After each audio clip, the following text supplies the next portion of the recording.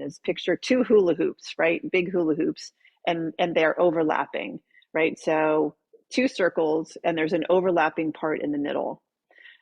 On one side, one circle is grief, one side is trauma. So they have their differences, but there's this intersecting space as well. And that's where many of us fall that have a traumatic loss experience.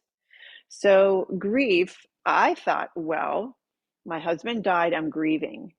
Okay, but nightmares, flashbacks, a nervous system that has been completely derailed, an eye twitch, wanting to vomit almost all day long. These are not traditional grief symptoms or reactions. These are traditional trauma reactions. So trauma embeds itself into our nervous system. And our nervous system, our heart rate, our breath rate, our level of jumpiness or twitchiness or on guardness, right? That goes through the roof. So I always say, I grew up in a military family, and I used to think, okay, trauma equals war veterans. Like that's the only group that should be allowed to say they have trauma. And that wasn't me, right? I wasn't in a war, but I was in my own war.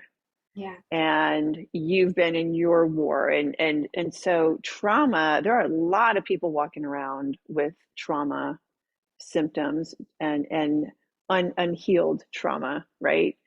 So, I mean, I'll just go through briefly what some grief reactions are and what Mm-hmm. some trauma reactions are. And if we were in person, this is how I do it. I have probably 35 to 40 grief reactions and trauma reactions covering the floor.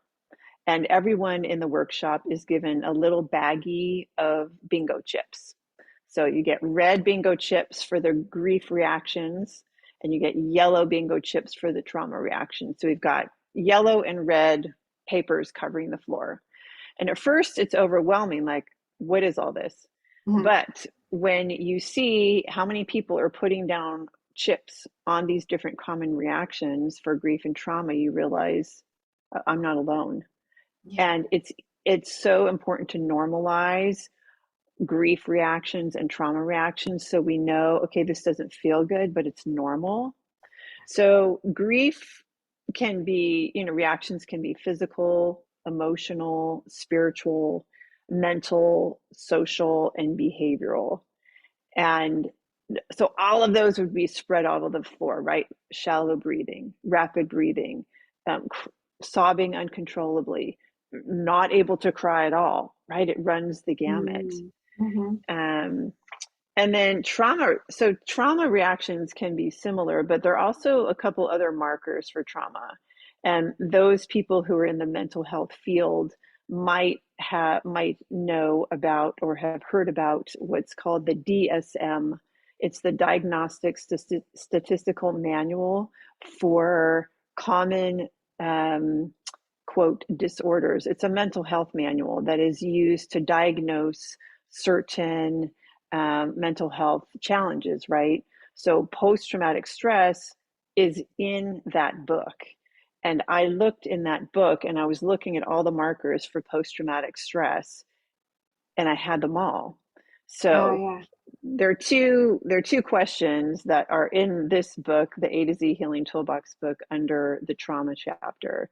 And the two questions are this: were you exposed to an event that involved actual or threatened death, serious injury, or a threat to the physical safety of yourself or another? In my case, yes. In your case, maybe yes. In so many cases, yes. And then the next question is, did your response to the event involve intense fear, helplessness, or horror? Again, yes. All of it. Yeah. Yep. And so those two questions are embedded in the DSM manual. And I've pulled them over here onto the A to Z Healing Toolbox book so people can actually do a worksheet in the book, yes or no, yes or no, and then here are all the common trauma reactions.